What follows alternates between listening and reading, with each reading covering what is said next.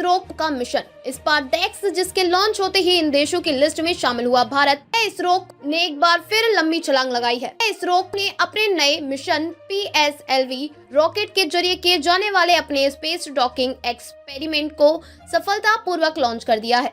Launching ठीक रात 10 बजे श्रीहरिकोटा से की गई। इस मिशन का नाम स्पेडेक्स रखा गया है। क्या है स्पेडेक्स मिशन? इसरो ने स्पेडेक्स मिशन के तहत 229 टन वजन की PSLV रॉकेट से 2 छोटे उपग्रहों को प्रक्षेपित किया है। यह उपग्रह 470 किलोमीटर की ऊंचाई पर डॉकिंग और अनडॉकिंग करेंगे। अंतरिक्ष की दुनिया में अपने बूते डॉकिंग अनडॉकिंग की तकनीक को अंजाम देने में सिर्फ रूस, अमेरिका और चीन को ही महारत हासिल है। अब भारत भी इस ग्रुप में शामिल होने की तैयारी में है। भारत के लिए ये गौरव की बात है कि इसरो ने अब इस डॉकिंग सिस्टम पर पेटेंट भी लिया है, क्योंकि आमतौर पर कोई भी देश डॉकिंग और अनडॉकिंग की कठिन बारीकियों को शेयर नहीं करते हैं। इसलिए इसरो को अपने खुद को डॉकिंग मैकेनिज्म बनाना पड़ा।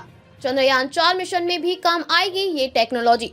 ये डॉकिंग अनडॉकिंग टेक्नोलॉजी भारत के चंद्रयान 4 मिशन के लिए बहुत ज्यादा महत्वपूर्ण होगी, जो चांद से सैंपल रिटर्न मिशन है। फिर भारतीय अंतरिक्ष स्टेशन बनेगा, तब धरती से कई मॉड्यूल्स को ले जाकर अंतरिक्ष में जोड़ा जाएगा और 2040 में जब एक भारतीय को चांद पर भेजा जाएगा और वापस लाया जाएगा, तब भी डॉकिंग और अनडॉकिंग एक्सपेरिमेंट की जरूरत पड़ेगी। ये डॉकिंग अनडॉकिंग एक बहुत ही पेचीदा काम है। अभी तक केवल रूस, अमेरिका और चीन में इनमें महाभारत हासिल की है। अब भारत ने भी इसके ओर अपने कदम बढ़ा दिए हैं। अमेरिका ने की थी सबसे पहले डॉकिंग। अंतरिक्ष में सबसे पहले अमेरिका ने 16 मार्च 1966 को डॉकिंग की थी।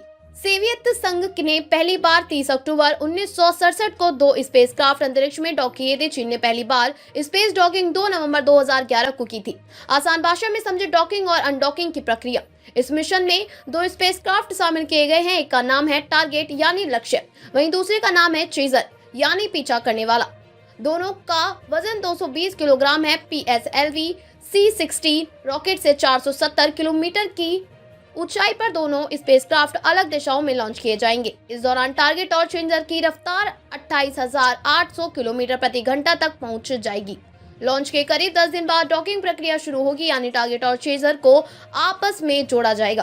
करीब 20 किलोमीटर की दूरी से चेजर स्पेसक्राफ्ट टारगेट स्पेसक्राफ्ट की तरफ बढ़ेगा। इसके बाद ये दूरी घटते हुए 5 किलोमीटर तक पहुंचेगी, फिर 1.5 किलोमीटर होगी, इसके बाद 500 मीटर हो जाएगी। जब चेजर और टारगेट के बीच की दूरी 3 मीटर होगी, तब डॉकिंग यानी दोनों स्पेसक्राफ्ट के आपस में जुड़ने की प्रक्रिया शुरू हो जाएगी। चेजर और टारगेट के जुड़ने के बाद इलेक्ट्रिकल पावर ट्रांसफर किया जाएगा। इस पूरी प्रक्रिया को धरती से ही कंट्रोल किया जाएगा। इसरो के लिए ये मिशन एक बहुत बड़ा एक्सपेरिमेंट है, क्योंकि भविष्य के स्पेस प्रोग्राम इस मिशन पर टिके हैं।